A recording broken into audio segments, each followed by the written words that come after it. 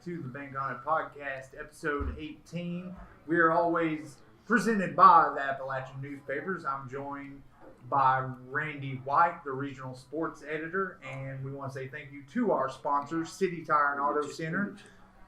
Go visit the new location at 110 Freddie Lane, right off South Mayo Trail, directly across from Pikeville Floral, or call 606-437-3005. We're also brought to you by Presbyterian Homes of Cedar Creek and Good Shepherd. If you are looking for quality care for loved ones, look no further than Presbyterian Homes of Cedar Creek and Good Shepherd of Phelps. Both facilities treat your loved ones with care and respect. They offer therapy, daily activities, exquisite cuisine, and home-like settings to make your family members feel at home. Call to schedule an appointment today. At Cedar Creek, call Jessica Thacker at 432-8243. And at Good Shepherd, call 456-8725. Caring for your loved ones is what we do best. And thank you to Dr. Shane Hensley at Downtown Dental. Every athlete knows a good smile builds confidence.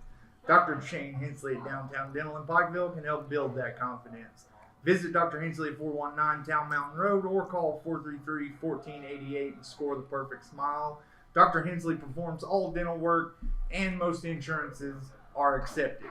As you can see, we are joined today with a special guest, former UK basketball standout and current community director for App Harvest, Ramel Bradley. What's up? Appreciate you having you here, man. Hey, We're man. excited to have Thanks you. for having me. And you all have some pretty cool projects going on around Kentucky, but specifically here in Pike County at Shelby Valley High School. Why don't you tell us a little bit about what's going on up there? Yeah, so we got the Ag Tech program going on at Shelby Valley High. Our students have a state-of-the-art vertical hydroponic growing system. And they're pumping out leafy greens 365, collaborating with some local chefs. Yeah. So, I mean, it's good. It's fun. Students are excited, and I'm proud to be working with them. Well, I know you've got quite a few. How many total students do you have working on that project? All right. So initially, when we announced, to the students and, to see if they wanted to have the program, it was 80. So we got 80 students that wanted to attend. Right now, we got 33. That's awesome. Yeah. We had to narrow it down a little bit. Wow. Yeah, and just kind of talk about, the excitement these kids are showing and how hands-on it is and what they can do further. I know y'all working on some big things to help their careers maybe after high school. I mean, talk about that stuff Absolutely. as well. So, I mean, there's an increase in, people want to know about agriculture right now. It's like, it's a hot subject. Right. So, and then, with the way things are right now, not knowing where your food is coming from and not having the right amount of nutrients, our students are able to grow nutritious, healthy food. Without being outside, they can control the environment. There's a super high-tech program that goes along with the farm. So even if we're not in the farm, we can check the levels and make sure everything is right for the plants to grow. So, our students, man, I got to talk about them a little bit. Absolutely. Yeah. They've been getting in the farm at like 6:30 in the morning growing, and it's inspiring. Yeah. You know what I mean? They really love it here at home, and they want to be here. Mm-hmm. They want to stay here, and they want to work here, and they want, to have options and opportunities. So, it's not only is the program good for the students, but it's a pathway to not only the University of Pikeville. They're developing a ag tech program, but also into the greenhouses. We're building some large facilities, and the students are learning the skills right now that they'll need to control these larger environments. So, and as App Harvest, as a company, how is it important for you guys to get the students involved now and get the community involved now? Because, that seems to be a key thing nowadays is getting the younger kids involved in what you're all doing. That can only help. Absolutely.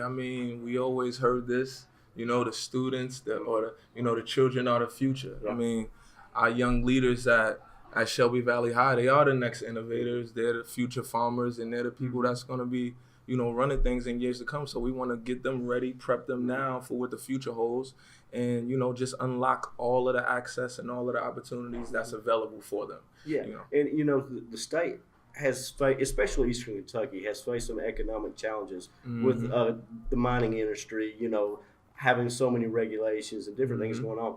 Talk about how big it is in a maybe a place where agriculture is not known to have, opportunities now where, you're using technology to grow things that maybe you wouldn't beforehand. That's key. Absolutely. Technology has advanced, and, with the new industry of hydroponic growing, it is fairly new to the States. I mean, other countries have been using it, like the Netherlands, and I mean, we've been using it as a human race since almost the beginning of time. But it's brand new now, and the students need that, and like you said, they need these options. In our larger facilities, I mean, we talk about a need for jobs, like we'll be paying $14 to $15 per hour, full benefits. And these options right now are going to be available to our students because, they have it right now. Yeah, and I guess the other thing about App Harvest too is y'all in early stages of just getting going. I mean, just talk about what the future holds for App Harvest as a whole. I mean, it seems to be limitless. It is pretty limitless. I believe right now, if my calculations are correct with our facilities that we're looking at building, we're going to be employing 600 people. And that's 600 people, full benefits again. And I mean, it's just so powerful when you realize, what you can do with food. Yeah. We're growing healthy, fresh veggies. Yeah. And, we're helping people provide for their families and their homes and, giving our young children a future. So. And as somebody that works with food for a living, I mean, the thing that is really mind-blowing to me is the ability to turn this product so quickly in the way that you all are doing it up there, and you remain unaffected by weather and things that most farmers have to deal with, but you all are able to turn like butterhead lettuce in a week? Yeah.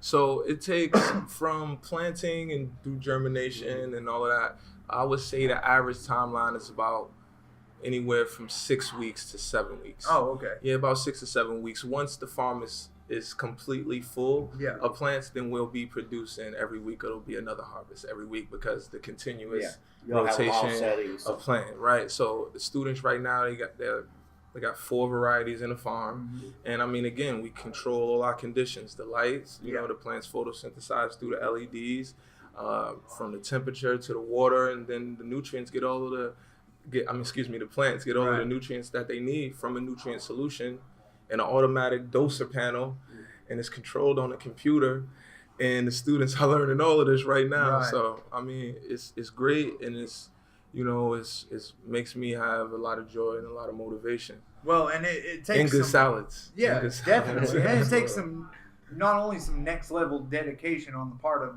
because thinking back to me in high school, the thought of getting up extra early to go in to do something like this to me would have never dawned on me. Yeah. So it takes some real next level dedication and some real interest on the part of these students to get. So that's got to be something that's been awesome to see. Absolutely. Shout out to the Ag Tech program at Shelby Valley High. Like, I mean, they're so dedicated, and it's them. They're planting. They're managing the system. I'm just making sure nothing is going wrong. And I couldn't be more proud of them. And actually, at the same time, they all have extracurricular activities, like from basketball team, the softball team, to the band. Like, they all do these things, and that's why they come in so early. So it shows true leadership and true dedication, as you said. So shout out to them. Shout out to y'all. Yeah. And last thing about App Harvest, and then we'll move on and start talking about some other things. Just talk about how important, farm to table is. I mean, that's a movement going on now nationally that, you hear more and more of. Knowing where your food supplies are coming from, that is key. I mean, just talk about how big that is.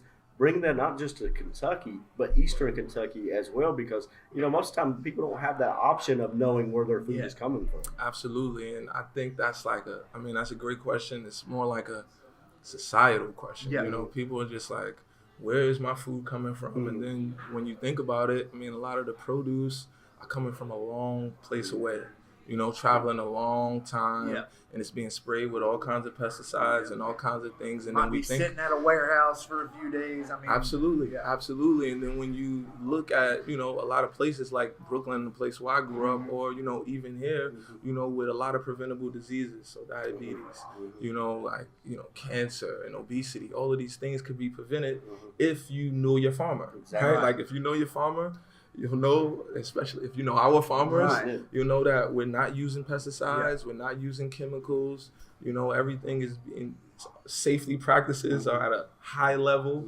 and it's more nutrients in your food when you eat it. So it's very important to know your farmer. Just kind of talk about, since we're, it's basketball season. March is, end of the week. UK's playing. They're playing well right now. Yeah. Everybody kind of remembers you playing at UK. I mean, just kind of if you want to touch on your playing career at UK, what my first question is going to be, coming in as an outsider and a Big Blue Nation is a different beast. Yeah. Like, what was your perception of Kentucky before you got to school at Lexington and then afterwards? Because to me, once I talk to guys, it's a complete different animal. I mean, just kind of talk about your experience there. Man, I didn't know what to expect. Yeah. When I heard about Kentucky, it was like farms and horses. Yeah. Then when I got here, it was like, this is just the environment that I need to be in, especially playing basketball and going to school. Yeah. Nothing like it until I got here, and it hasn't been anything like it since. Yeah. It's just different here. Yeah, once you're a Kentucky legend like you are, and an alum, it doesn't matter where you go in this state. Somebody's going to know who you are, and they're going to remember everything about you. Talk about how crazy that is, because some people, some fan bases while you're there, and then afterwards they might forget about you. That's not the case here. Yeah. It's not happening here. It's deep rooted in the culture. Yeah. It's deep rooted in the culture, and it's a blessing and a reminder. It's a blessing and a reminder to be able to go, anywhere in the state, and people are like, wow, I remember what you did. Yeah. I remember you being here. Thank you for the effort that you put in. Yeah. And to have that support, I mean, it's one of the things that got me through being at the university. Like, I'm from Brooklyn. Yeah. And, that had to be a tough adjustment, too. Coming to Lexington, Kentucky from Brooklyn, New York had to be tough to kind of just – it's two different worlds. I mean, obviously, people are people no matter where you go, but just the environment that you were living in Lexington from Brooklyn had to be kind of two different worlds and a serious adjustment. Absolutely, man. Like, and then, shout out to Joe Crawford, my teammate. He's my roommate as well. But, when you come here, you got the books and you got your brotherhood that you formed on that team, and you got the fans. Right.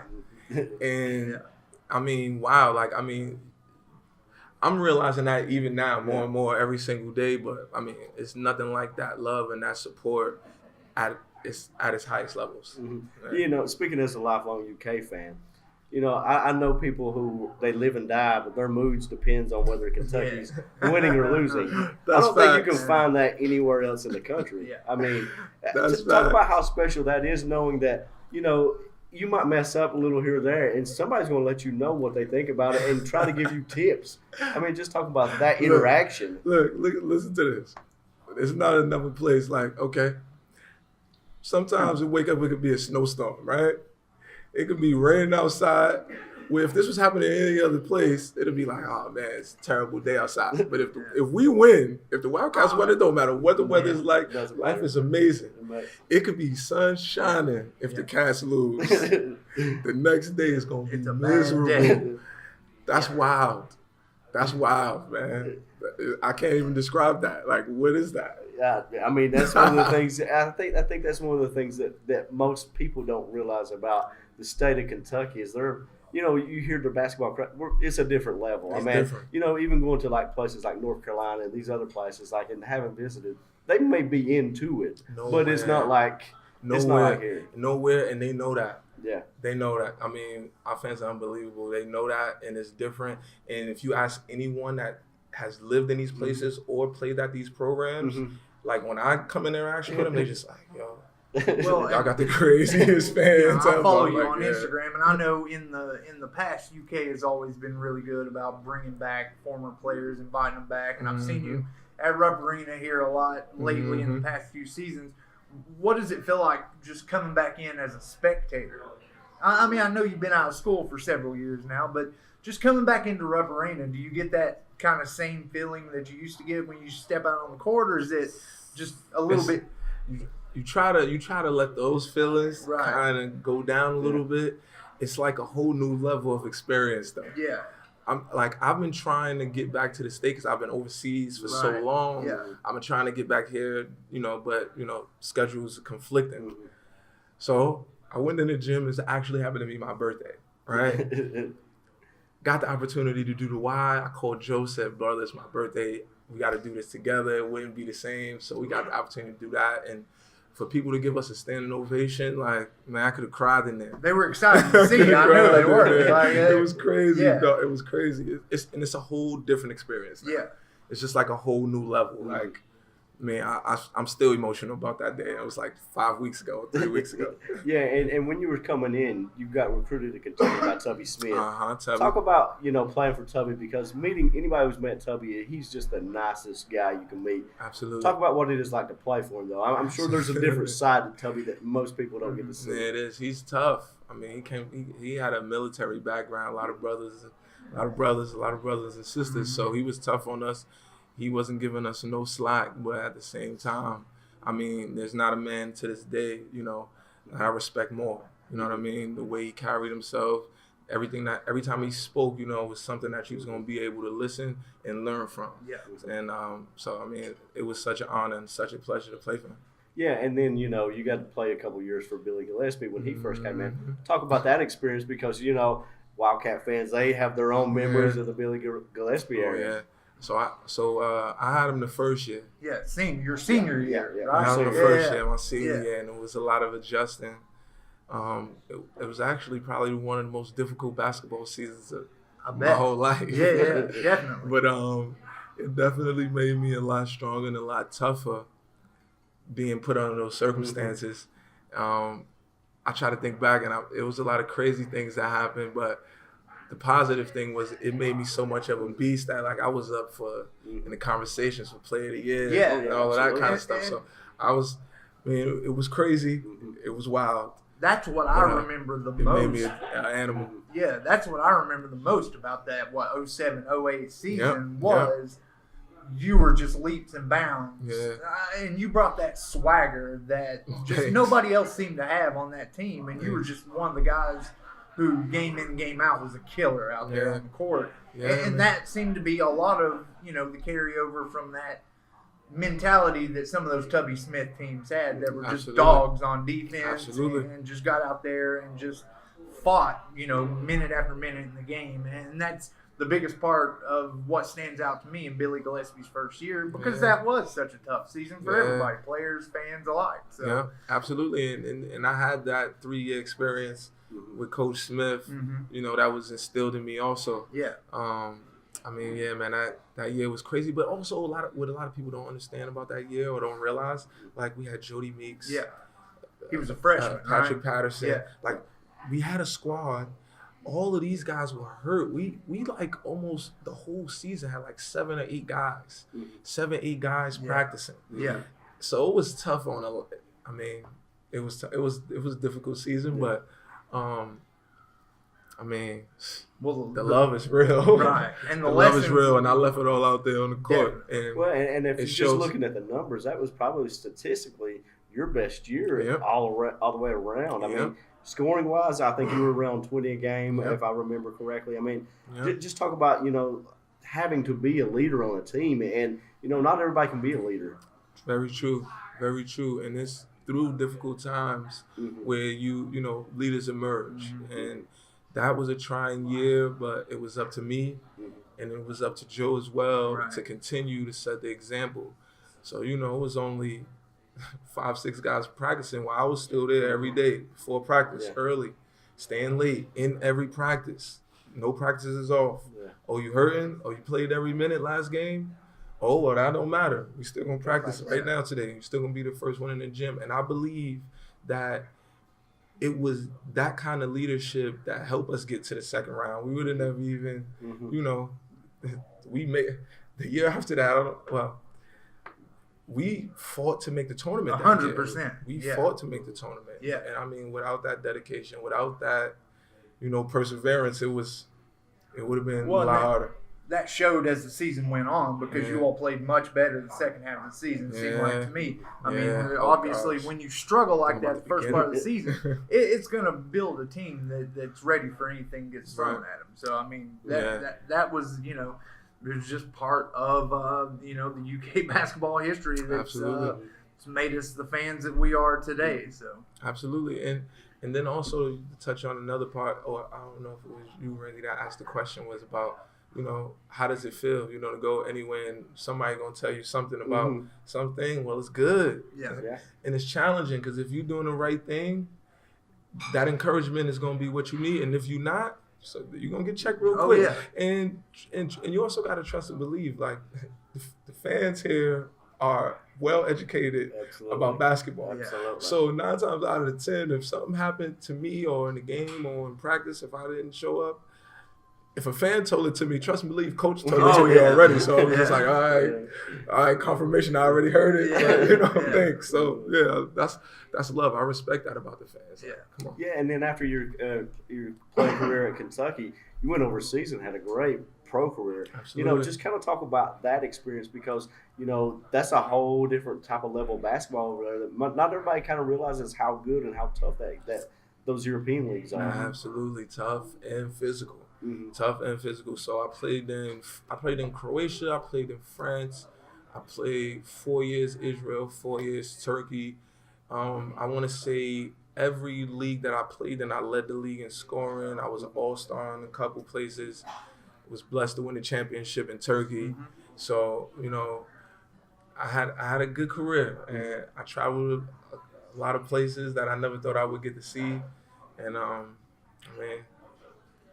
grateful for that. Yeah, and in those leagues over there, like some of those Turkey leagues, those Israeli leagues, there's some NBA guys just floating around that people don't realize come from those places. And those are well known as some of the best leagues in the world. They are some of the best and strongest leagues in the world. You can see it even in the league. I think one of the guys just came out and he was like, well, it's easy to score in the NBA. Luka Doncic. Yeah, it was Luka. And you see his talent level. Imagine playing against a whole team of those guys. Yeah. They're tough. Yeah. They tough, and he shows, how talented they are also. Yeah, and then, coming back here now, being at Chevy Valley, being at a basketball school, you hear those kids talking. Do they realize, what you've done as in your playing career and, the things that you've done on the basketball court? Some of them realize. So one of our farmers, John, he's one of our farmers as well. He's on the team. But funny thing happened.